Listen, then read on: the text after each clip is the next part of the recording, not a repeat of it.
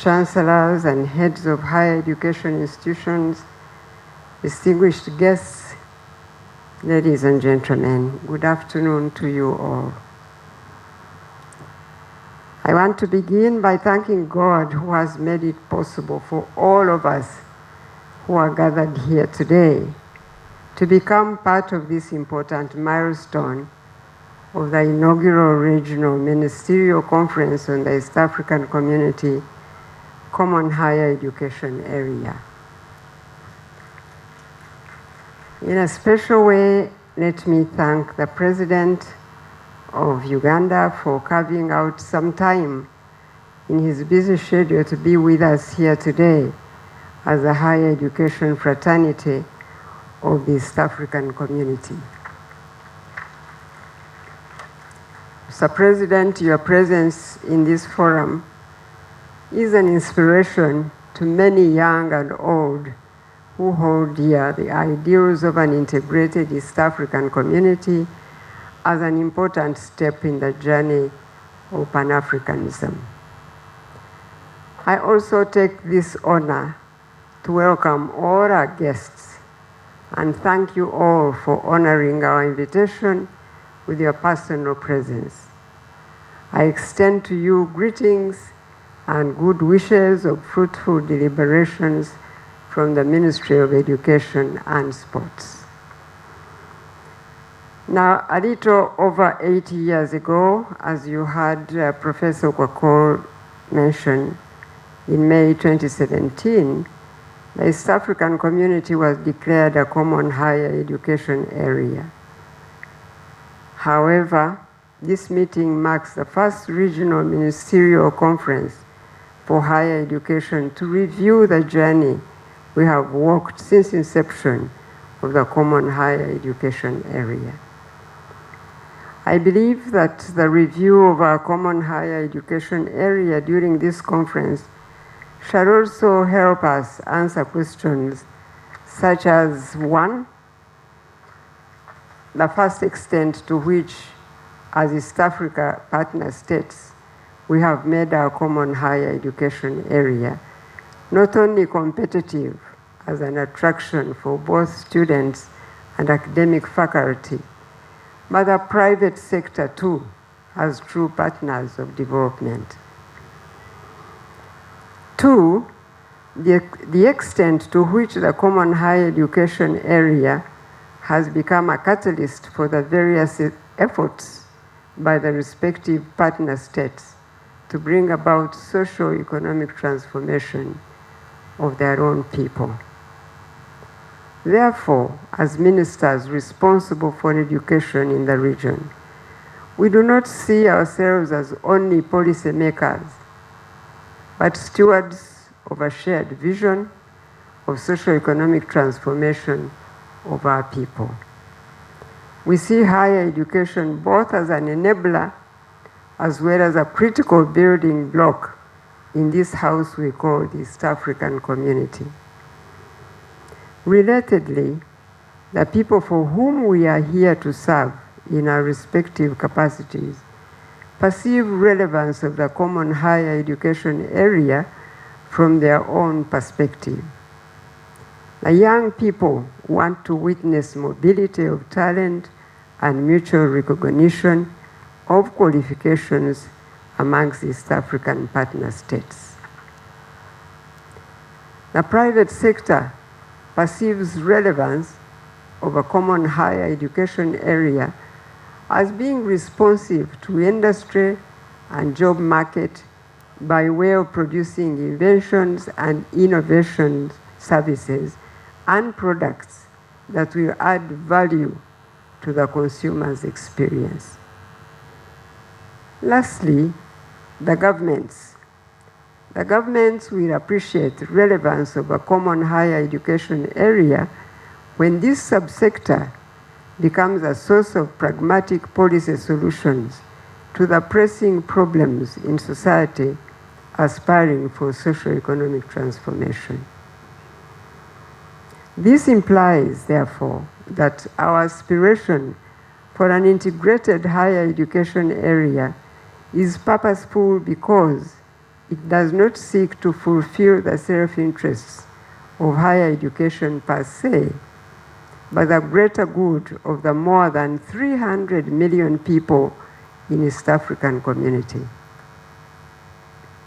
Ultimately, this strengthens the case for the elimination of all barriers to the realization of a truly integrated and common higher education area in which the subsector is perceived by both the private sector and the state as a valuable partner to socio-economic transformation and not merely another area of expenditure. The ever-increasing population of East Africa presents a valuable asset and market to the higher education subsector to position itself as it ought to be. It ought to be an indispensable driver of socio-economic transformation through responsive research, innovation, invention, knowledge creation, and policy ecosystem that answers our society's most pressing challenges. For example, the government of the Republic of Uganda has for the last 4 years been implementing a nationwide program called the Parish Development Model.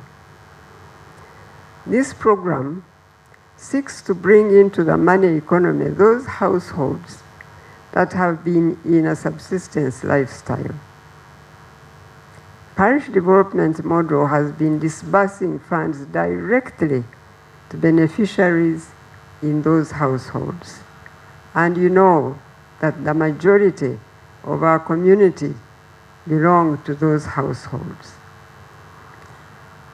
So recently, I was moving around with the president during his nationwide tours to see what the Parish Development Model program is doing. And the president has taken off time to educate our communities about the difference between development and wealth creation. And that learning of our communities has brought a big exposure to our rural areas.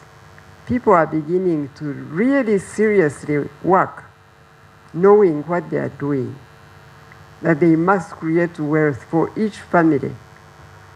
And when you travel around our rural areas these days, you see better residential areas, better homes, and better communities because of what is happening in our rural areas.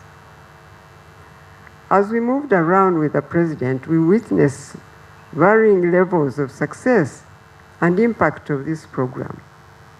However, some of these subsistence households live within the surroundings of higher education institutions.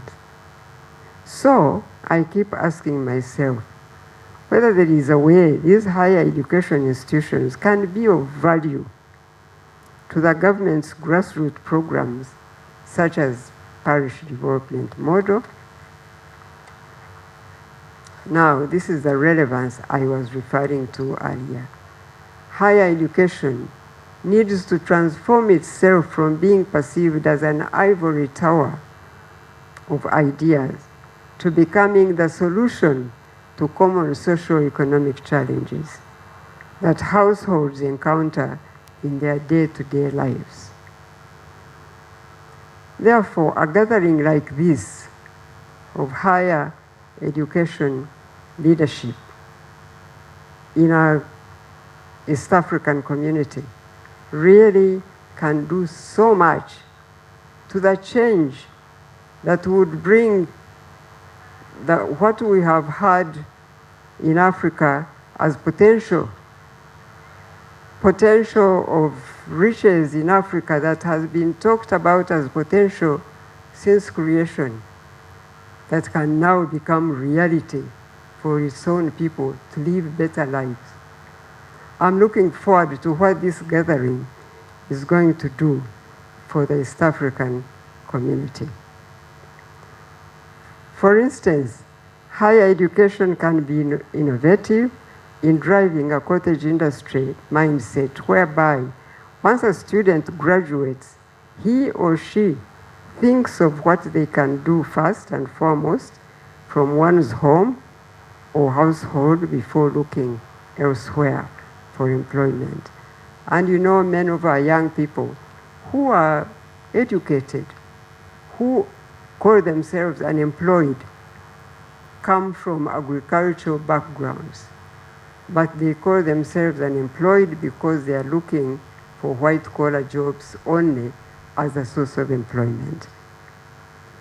Many of these developed economies we so admire have propagated this culture of cottage industries to lift communities out of subsistence living and poverty. You can imagine if the estimated 70% of the East African community population that lives in rural areas was fired up with a culture of cottage industry. How much socio-economic transformation would that bring to our society? As most of you already know, the challenges that our people face are not unique to a particular partner state, but transcend national borders, and as such, demand regional solutions. Can a common higher education area be the source of such solutions? Therefore, the Ministerial Conference will offer to the partner states an opportunity to review and consolidate progress in the harmonization of higher education systems across our partner states for the greater good of our society through socio-economic transformation. A common higher education area will not only make East Africa more attractive to students from within and outside Africa, but will play a pivotal role in positioning the East African community region as a nucleus of excellence, innovation, and competitiveness. It will strengthen our regional integration by ensuring that our graduates are employable across partner states and beyond, and that our institutions can pool expertise for greater impact. As Uganda, we reaffirm our government's commitment to supporting the East African Common Higher Education Area in various ways. Yes, we look forward to this conference laying a strong foundation for the implementation of resolutions that will transform our region's education landscape for generations to come.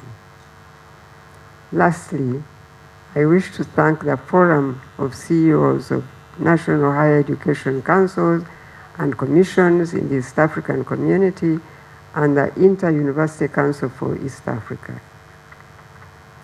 for organizing this inaugural ministerial conference. I also commend all partner states for their various contributions and the spirit of collaboration that continues to guide this noble journey. I thank the Uganda's National Council for Higher Education for steering the local preparation to make this meeting a reality.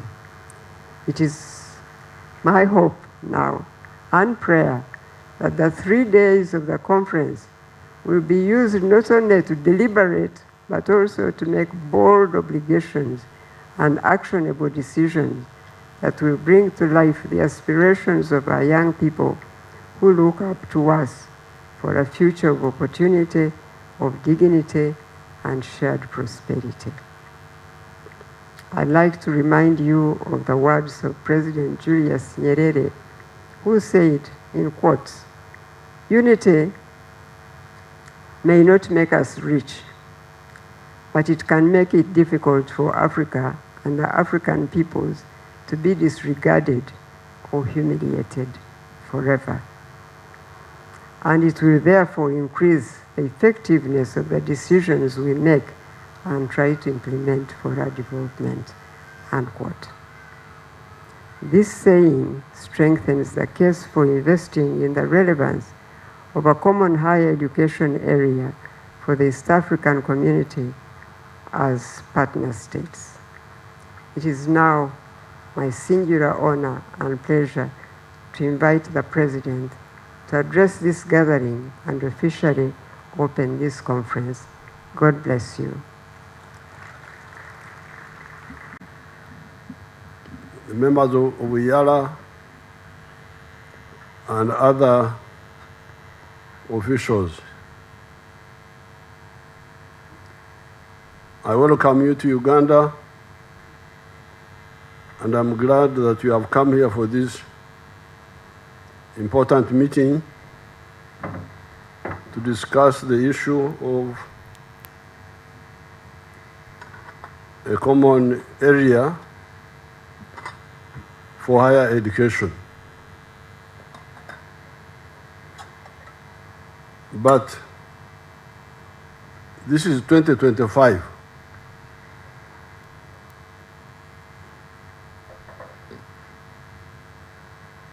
And some of the East African countries, especially Kenya, Uganda, and Tanzania, have been together for a long time under the British. Others were under the Belgians, Rwanda, Burundi, Congo, and South Sudan was under the Arabs. But you should ask yourself a question: why are we talking about the common area for higher education now? What have we been doing all this time? Indeed, for Kenya, Tanzania, and Uganda, we had one common education area. I can see many of you are young people, but we, the ancient people, we know that there was one university for East Africa. You should remind yourself about that. Leave that speech, you will give it out later. You don't divert my audience.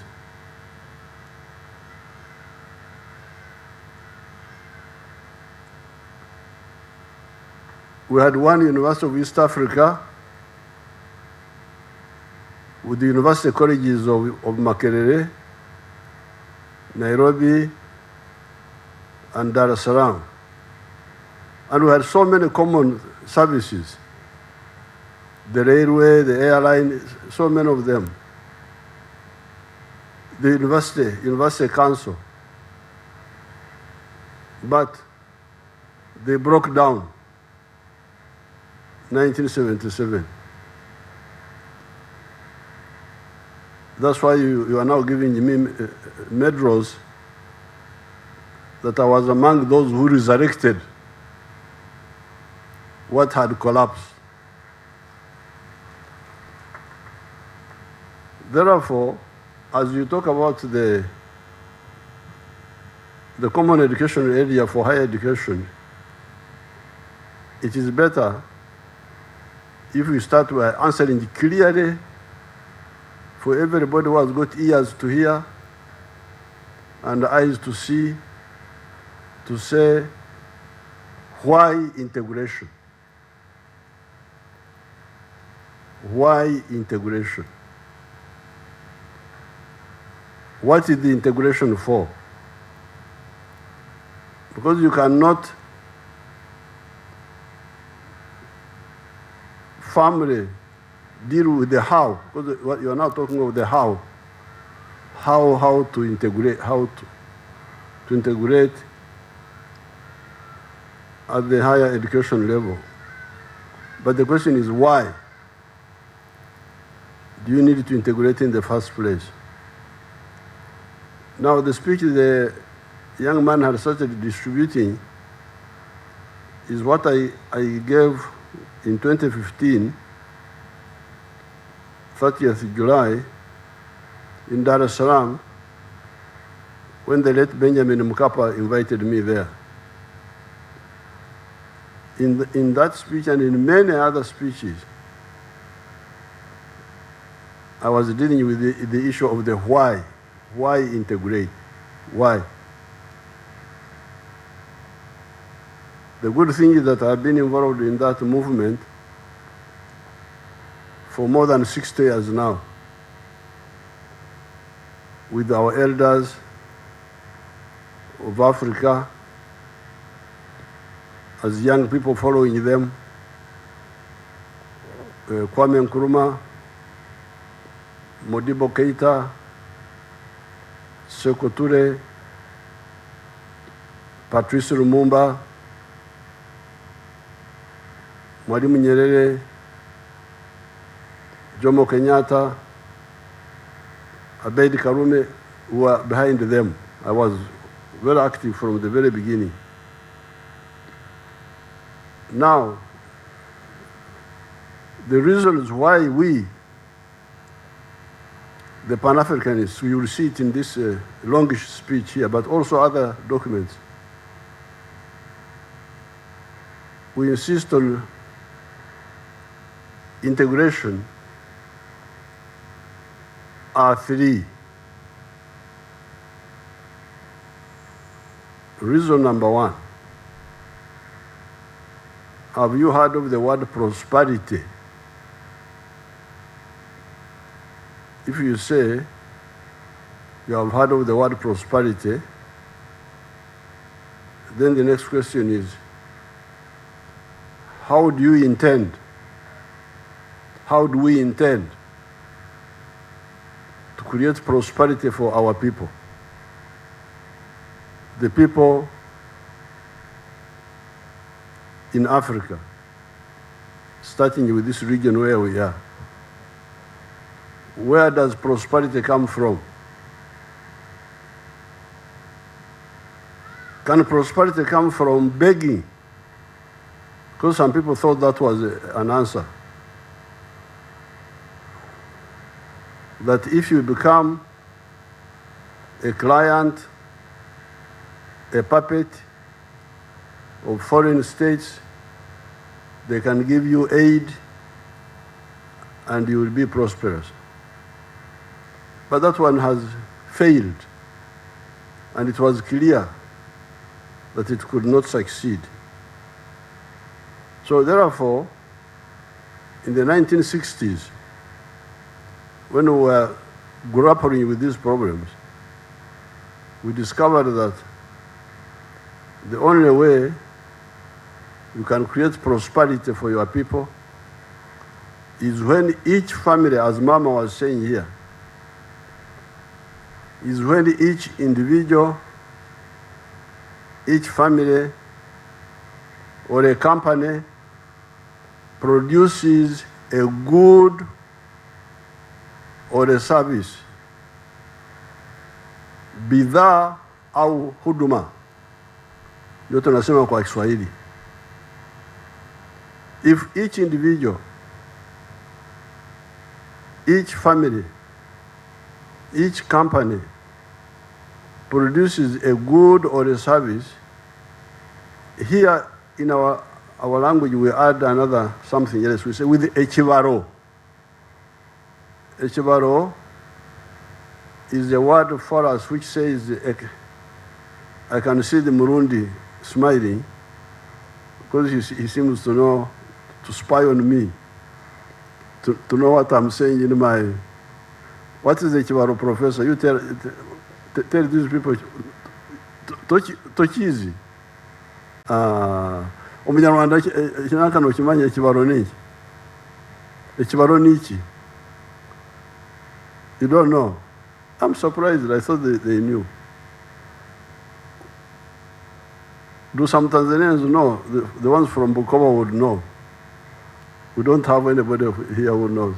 Now, echibaro would be in Swahili hesabu. Hesabu or kuchambua. I think kwa Swahili cha kuchambua, to know produce a good or a service, after you analyze to know that what you are going to, the enterprise you are going to do is the best for your family, given the resource base of the family. If you take, for instance, land and so on. But in our language here, it's very simple. When we say Echibaru, we mean it means each family, each individual, each family, each company produces a good or a service with Echibaru. This is our initial answer. That if you do that sustainably and sell it, you will get money and you solve your problems and you will be prosperous. But then the next question is, if you produce a good or a service with Echibaru, who will buy those goods and services in big quantities? Who will buy? Because if you produce and very few people buy, or nobody buys, you will not succeed, you will fail. Now, when we analyze it, because in the 1960s, we had the big diversions with some of the leaders preaching politics of identity. Politics of identity, of tribe, religion, gender chauvinism, and etc. But we, in the 1960s, when we analyzed, if you take, for instance, as you'll see in my speech here, I talk a lot about my community called the Banyankore. Banyankore are a group, part of Uganda here, in the west, in the southwest. Those people produce, they have cows, they are cattle keepers. So for the modern economy, they produce milk, produce beef, produce bananas and other things. Now, what we discovered was that, yes, they can produce together milk, beef, bananas, but they don't easily buy from one another. They don't easily buy from one another. A does not buy from B, B does not buy from A. Why? Because they have got similar products. They are producing similar products. So they are stuck. They are stuck. They have products, they have natural resources, Maria City, they have. Because this is also another big confusion. Some people spend so much time talking about Maria City, natural resources. And that's what Mama was saying here. You may have the natural resources, but you will remain poor. If you don't convert the natural resources into goods or services which you can sell and get money. So therefore, I could see that my community, the Banyankore, were actually stuck, even in the 1950s. They were stuck. We had milk, we had beef, we had bananas, but very few people were buying from us. And the few who were buying from us were from other parts of Uganda, from Kampala. They're the ones who are buying our milk, our beef, our bananas. Why? Because for them, they were doing other activities. So they needed what we have, and we also needed what they have. So That's why we were able to tell our people that you people, some people are telling you about tribes, about religion. Our analysis shows that Uganda is the most useful for all these communities. Why? Why? Because it brings you together. Brings together the producer of a good or a service and the consumer, so that somebody from Kampala buys what I have, and I also buy from him what he has, because he has got something. Here near Kampala, they produce fish and other items in the past. In the pre-colonial time, they were producing back cloth, textiles of traditional type. Now, you want to import machinery, you come to Kampala. They are selling machinery and other things. So therefore, we're able to say, you people, the people who are telling you about tribalism and sectarianism of religion are your enemies. You need Uganda. And that's how we developed our first ideological principle of patriotism. Patriotism. Love Uganda. Why love Uganda? Because you need it for your prosperity. This was principle number one of our movement. And if you saw anybody claiming to not like Uganda, but like his tribe, then you know that he was an enemy of his tribe, first and foremost, before he became enemy of Uganda. Why? Because without Uganda, the Banyankwele cannot be as prosperous as they are now. So even if I didn't care about Uganda, even if I cared only about my community, I would love Uganda, because my community can only be prosperous with Uganda, or can be better prosperous with Uganda than without. So this is principle number one, patriotism. When you are answering the question of why integration, why?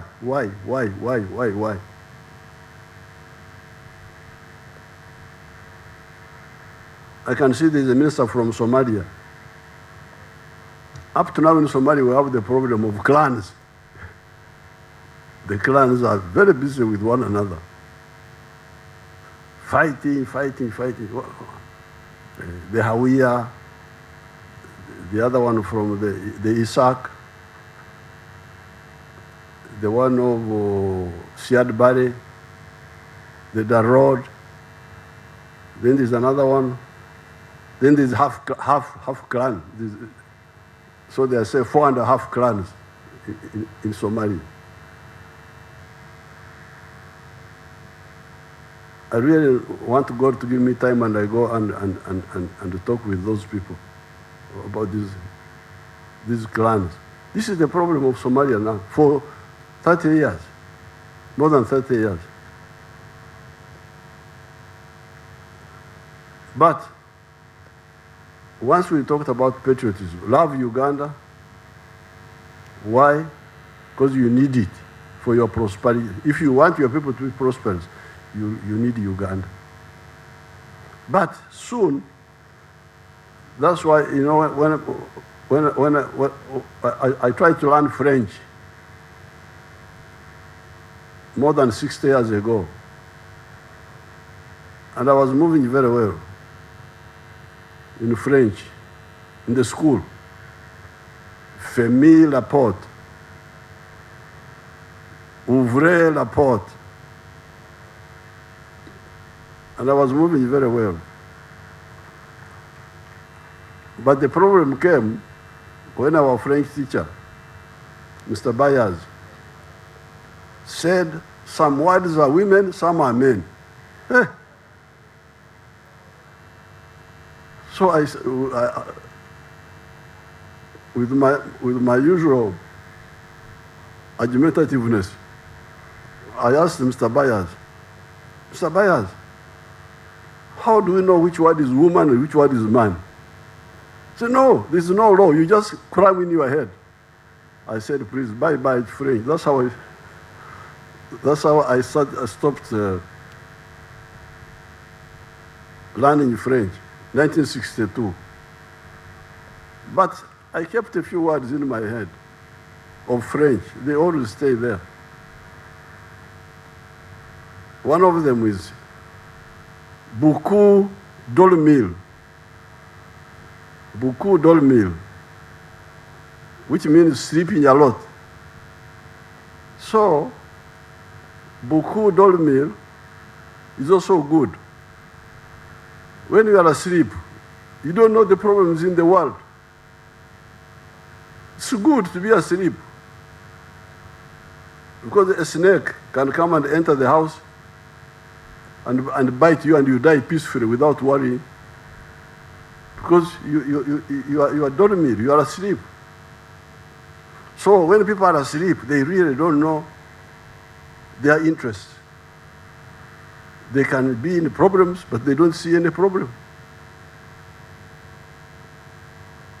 Now, here in Uganda, people were asleep. Tribes, religion, what? Killing one another here in Uganda. Uganda had become a failed state. But when they woke up, and then they started engaging in production, soon they discovered another problem. The internal market of Uganda was not enough, because within a short time, they discovered that the milk we are producing 5.3 billion liters of milk now a year. The internal market is only 800 million. So there's a surplus of 4 billion now, but it's growing. Bananas, big surplus. We're big producers of bananas in the world. I think we are number 2 in the whole world. 10 million tons. Maize, 5 million tons. The internal market, only 1 million. Even industrial products, cement, steel products, all of that. So, we are now stuck. Oh, what do we do? Where do we get the market? The market. You are looking for market. Have you heard of something called East Africa? Because they are like as if they are asleep really. Just there with the people are telling them the tribes, the religion. So, we say, you people, have you heard of something called East Africa? Yes, we have heard. Why don't you think of working with other brothers in East Africa? Maybe they could buy these products, some of these products. So, I think some people have started waking up and knowing that for prosperity, the communities in Uganda need Uganda, they must love Uganda, the communities in Kenya must love Kenya, Tanzania must love Tanzania, must love Somalia, love South Sudan, love Rwanda, Burundi, love Congo,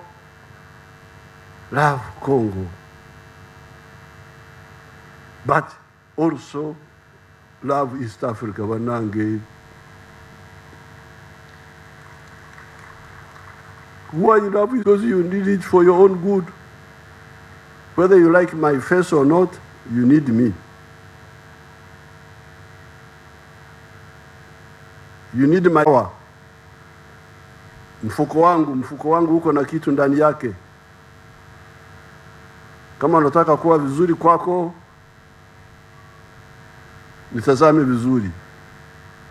I can contribute to your prosperity by buying your product. And you can also contribute to my prosperity by buying my product, which I have. And this trade is ancient. Even before the Europeans came, we had a trade from the East African coast, Zanzibar, Bagamoyo, Dodoma, Tabora, these areas of Uzinza. That time they were not talking about Mwanza and so on. There were other centers. Karagwe was a very big interaction point, all the way to Uganda here, and to Congo. We call Congo Bulega. That's what we call Congo. The trade was from the East African coast to Congo and back. So this is not new at all. So therefore, the second reason why the second way we can solve prosperity is through Pan-Africanism, which means East African integration, which is what we are talking about here. This is what we are talking about here. But then, when we started, we saw another issue. Can you benefit from the Ugandan market or from the East African market if you remain pre-industrial, if you remain underdeveloped? As you heard Mama here talking of families which were in the subsistence economy, outside the money economy, will you benefit from the market of Uganda or the market of East Africa? No. So that's why we pointed out to our people here, you need to undergo socio-economic transformation. You must become modern societies. You are teachers. You are educationists. Those who teach history would have heard of the Renaissance in Europe. By the time of the Renaissance in Europe, 1400, Europe had a three-class society. You had the aristocrats, the feudalists, you had the artisans, the blacksmith, the what, all those people. And then you had the farmers, the peasants. That was about 1400. But by 1789, the time of the French Revolution, Europe had undergone social metamorphosis. Metamorphosis is a process in biology to do with insects. Insects, they start as egg, the egg hatch, become caterpillar, pupa, then mature butterfly. Society also metamorphoses. So when you come to France, in 1789, you now find a new structure of society. When they overthrew the king in France, 1789, there were now 4 classes. In French, in my residual French, I think they call them classe moyenne. Classe moyenne, something like that. Class, is it moyenne or what? Social, class social. Moyenne is middle class. You will educate me. But class social, social classes, they were, you still had the aristocrats, the feudalists, they were still there. But you now had a new class. This is the one I was trying to remember, the middle class. I think this is the one they call class moyenne or something. The middle class. The middle class are people who make a living between what they put in a production and what they get out. Input cost and output price. The difference, profit. They live on that. The middle class. And they were called the bourgeoisie in France. This was a new class in human history. It had never existed. And then you had the middle class came with the working class. Those ones that depend on wages, salaries, they are paid money. They don't own anything. In Europe, they don't own anything. That's what Karl Marx wrote, that they have lost everything except their labor. That's what they were saying. And they were called the working class, the proletariat. And then you still had the peasants. So within the 300 years, between 1400 and 1789, Europe had undergone social metamorphosis. Here, by that time, we were still a 3-class society, like Europe was in 1400, here in this part of Africa. We had the aristocrats here, we had the artisans, we had the farmers. But what happened? Colonialism killed the aristocrats and killed the artisan class and left only the peasants and some few clerks who are being employed by the colonial system. That's why, therefore, you have got very serious socio-economic distortions in the former colonies.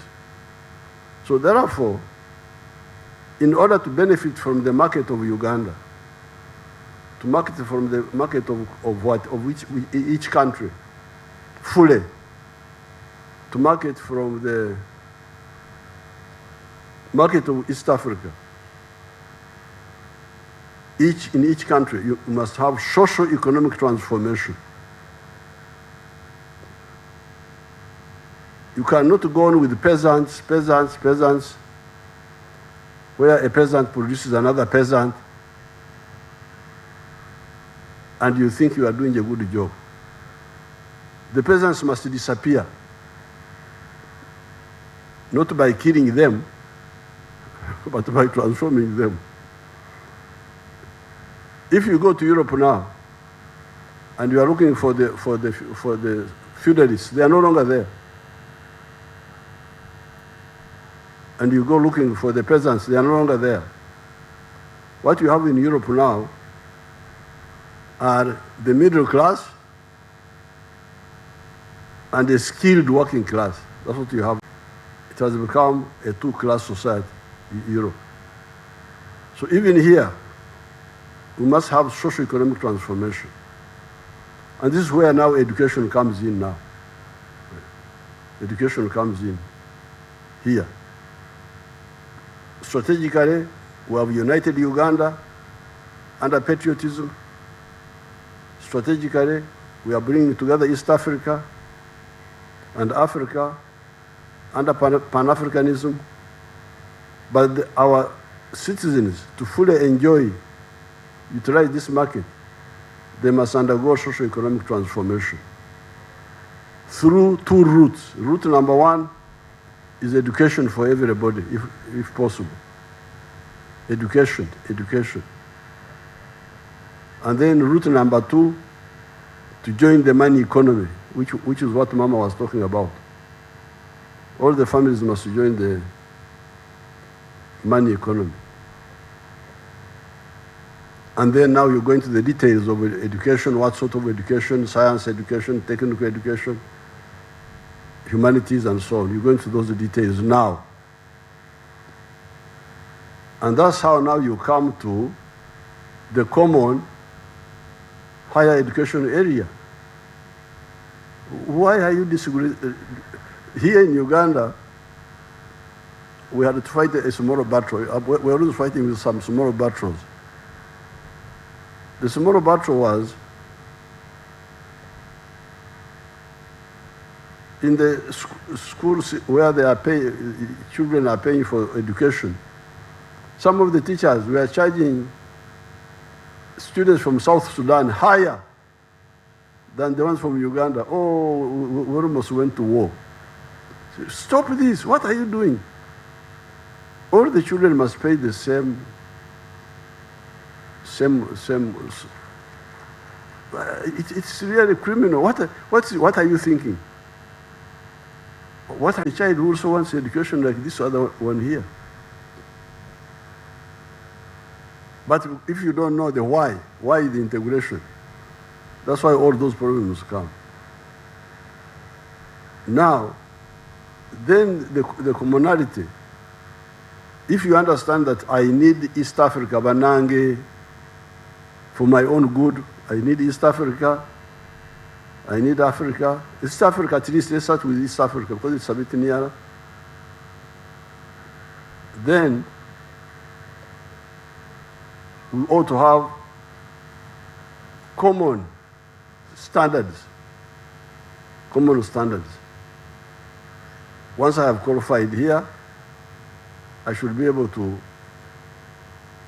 move and be employed in other countries, in the other countries. I think these are some of the things you're going to discuss. How to make the education, higher education, common, so that I don't qualify here. You know, when we had just got independence, the British, no, just before independence, India had got independence before us. And some Ugandan students went and studied in India. And they came back with the university degrees of India. But then the British who were in charge here said, no, we don't trust Indian degrees. Even if you have got an Indian degree, we shall give you 1 year to prove that you are actually educated. So we had teachers in the secondary school at Ntari, where they were not recognizing their Indian documents. Now, as we are speaking now, India has gone to the moon. England is here on earth with us.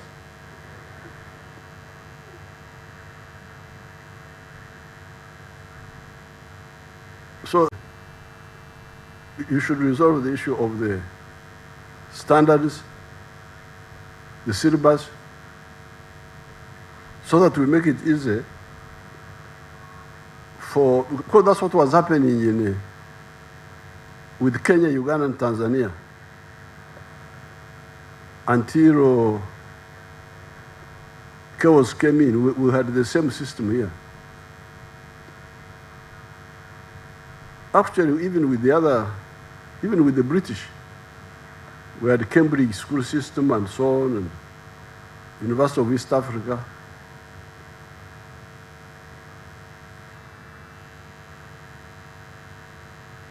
Now the fourth principle there is democracy. That one is clear enough. So the four principles: Pan-Africanism, patriotism, Pan-Africanism, socio-economic transformation, and democracy. This will enable us to build prosperity for our people.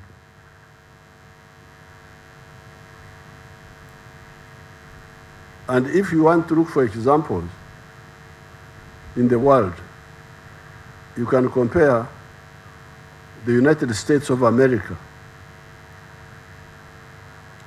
and Latin America. Latin America has got more natural resources than the United States. If you look at the forests, the Amazon, you look at the rivers, you look at the minerals, South America is richer than the United States. But why is the United States prosperous and Latin America miserable? For me, I think the problem came with the integration. The British colonies in North America, once they got independence, they integrated, they became one, politically, but also economically. So they created a big space for business in the United States. In Latin America, very difficult to succeed in business. Small economies, Nicaragua, El Salvador, Honduras, I don't know what. It's not easy to succeed. That may be the reason. You studied, you are academicians. Why is United States prosperous and nearby Latin America miserable?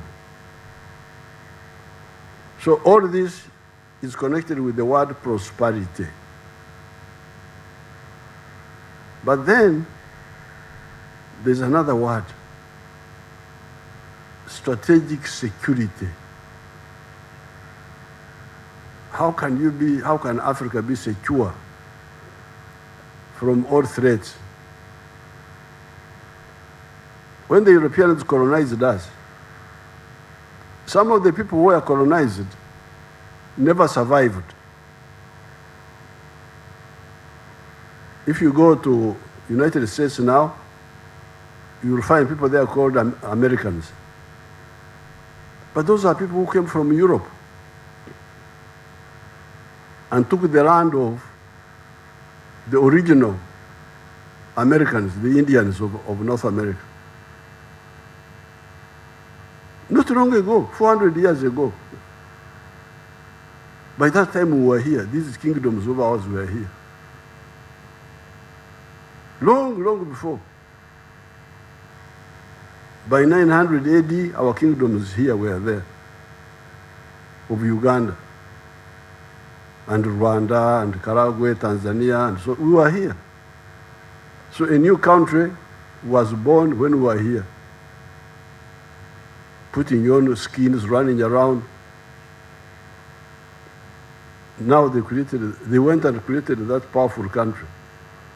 But the original inhabitants, there are very few of them are surviving in North America and in Latin America. You find some few Indians there. In Bolivia, you can see their faces. You can see their faces. They look a little bit like Chinese.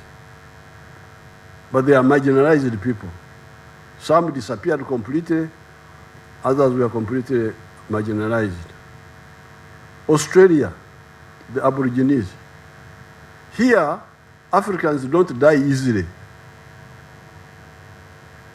That's why we survived.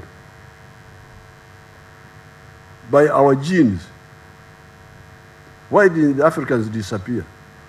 Because we don't easily die. And why? It was partly civilizational. The Red Indians in America were mainly killed by diseases brought by Europeans. But we here, because of our ancient civilization of cattle keeping and goats and chicken, which were staying with us in our houses, in our huts, you are there with your cows and with your goats. They are vaccinating you with the sicknesses. And you are also vaccinating with them. There are diseases called zoonotic diseases. The diseases which go between human and animals. Me, I'm fully immunized because I was staying with the cows. They would give me their disease, I give them mine, direct. So dying for me was not so easy. So because of that, we survived. But we should have learned what the English say, once bitten, twice shy. We should have woken up and said, we survived, never again. But dormir beaucoup. People are just asleep. Now, the second reason for integration, the why, is strategic security. How can we be secure from all threats by anybody? You see what is happening in the world. The fighting in Gaza, in Europe. If you are weak, you are in danger. So how can because with the economic integration, a country like Uganda is developing, we will develop. We are now a lower middle income country. We shall become a high middle income country because we are moving very well. But even if Uganda becomes a high middle income country, or even a first world country like South Korea. South Korea is now a first world country. Can Uganda stand alone, security-wise, in the world? Because now some of the people, like the Americans, they talk of what they call four-dimensional superiority. They want to be superior in 4 areas, what you call dimensions. They want to be superior in land forces. They want to be superior in air force. They want to be superior in the navy, at sea. They want to be superior in space. And 4 of them are already on the moon. The Americans are on the moon. The Chinese have gone there. The Russians, and now the Indians have gone there, to the moon. Here, the Africans were here on Earth. So those people on the moon, they are looking at us from the moon. We are like insects. When you see insects, they are eating sugar, very busy with sugar. You can bring doom and kill all of them. They don't even know what's killed them. This is not good at all. This is very irresponsible for the African leaders. And that's why our leaders, some of our leaders, were saying, apart from economic integration for prosperity, where possible, we should also have political integration, form political federation. Because if you succeed economically, but you don't have one common defense, Uganda is landlocked. So there's no way we can talk of a navy where we are landlocked here. The sea is only with our brothers in Kenya and Tanzania. So how can we have a navy? Even if we had the capacity. So that's why the issue of the political integration, where possible, the East African Federation. And East African Federation will be able to send people on the moon and say, ask the Americans, what are you doing here? But Uganda cannot do it, even if we become a modern country. UK, France, Belgique, Germany, Allemagne, they are all here with us. They are here with us. On earth here, they are just here with us. It's only the Americans and the Chinese and the Russians and the Indians. Indians have now gone to the moon. We are here. So that was the second reason of why. Where possible, economic integration for the whole of Africa, but political integration where possible. And that's why we didn't agree with Gaddafi. Gaddafi wanted the whole of Africa to become one country. I don't want to belong to that country. It is too amorphous. But East Africa, we are either similar or linked. And we are lucky, we have the language of Swahili, which we can use to unite us. So that is the second reason why we support integration, economic and political. But finally, thirdly, these people we are trying to unite, who are they? In this speech you will see I was pointing out that the 1.5 billion Africans now belong to only 4 groups, linguistic groups. Group number 1 are the Niger-Congo. Niger-Congo. These have 2 groups. There is the Bantu and the Kwa of West Africa, southern Nigeria, southern Ghana. If you listen to the languages,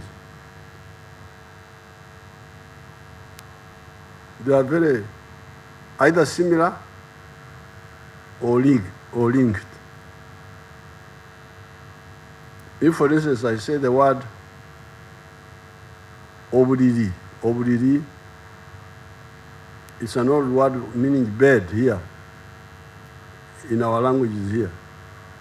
But I'm sure even in Rwanda, in Burundi, it must be the same word, Ubudiri.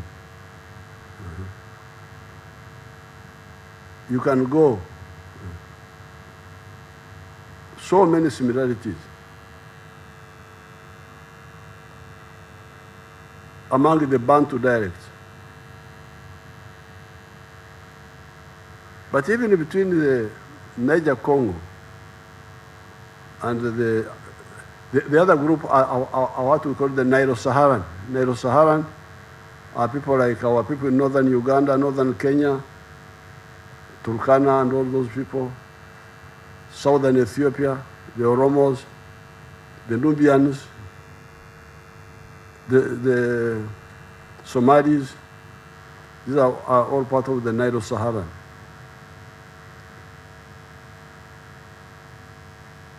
But you will be surprised, because you are educationists. You should be digging this one up. Me, I dig them up just with my casual ways. I dig up all these similarities. If you ask our Somali daughter there, what do you call cow? She will tell you, sa. Correct? Sa. Now, in the Bantu dialects of this area, you know Obusa. You know what sa is? Obusa, Amasha, cow dung. That's what we call cow dung. We don't call human dung busa. No. That's something else. Cow dung is not even goat. It is not even goat dung. It is cow only. So you can see that linkage, ancient linkage. There must be have some linkage.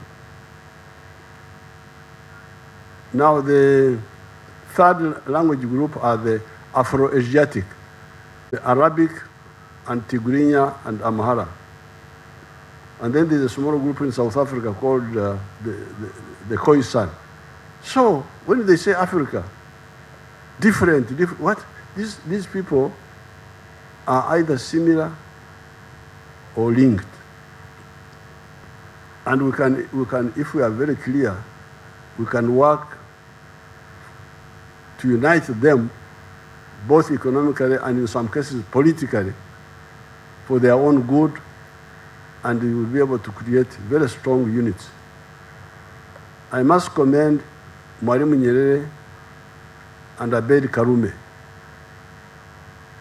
because they united Tanganyika and Zanzibar. Now they are one country called Tanzania. For the last 60 years, they are one country. This was in 1964. We were supposed to have the same unit of East Africa, 1963. I have my pictures here. I will give each one of you those pictures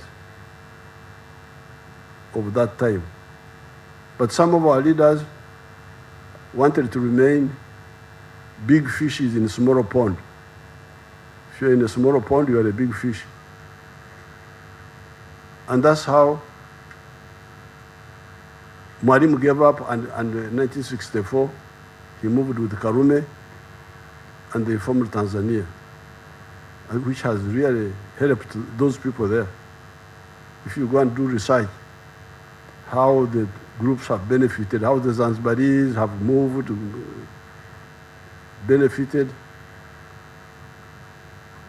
the maritime borders, what have you. So therefore, be careful not to invite old men into your meetings because they can speak for ages. So with these few words,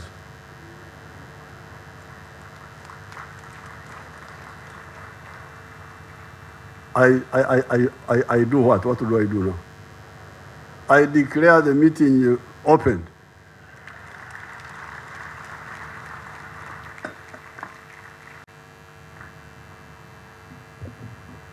Can we give His Excellency a big round of applause? A standing ovation, please. Remain standing, remain standing. I have my pictures, which they should give to each head of delegation. Give them now.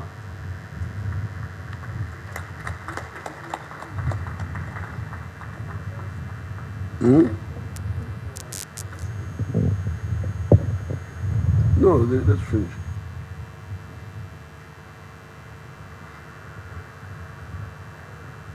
We thank His Excellency for his Pan-Africanist, patriotic, and socio-economic education that I believe we as professors is a very good take-home to contribute in transforming our institutions. With that, I invite Makerere University for the anthem, the East African community, and then national anthem of Uganda.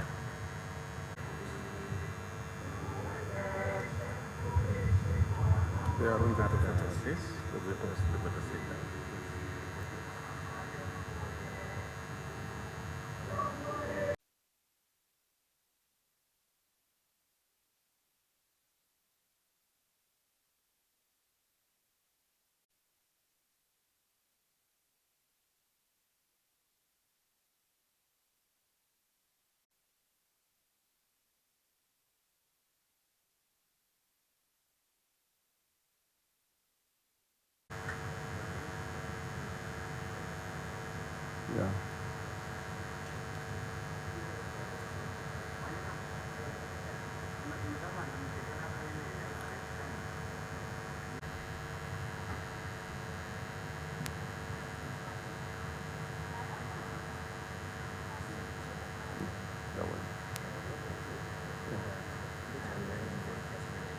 Yes, there is a lunch.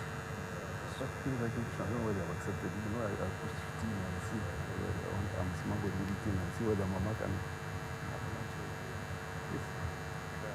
Yeah. Your Excellency, as we take the picture, Mama has prepared a good lunch for her guests, and you are invited. Not only a lunch, but also you can wait for this group as you are provided by the protocol.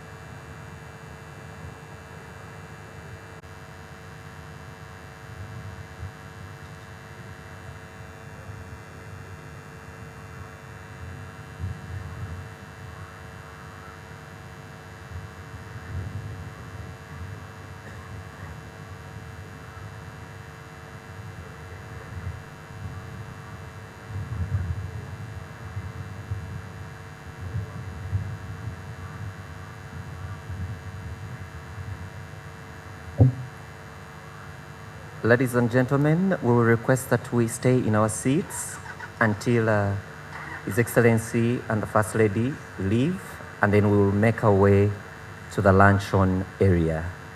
And kindly note that you'll receive coupons while you're seated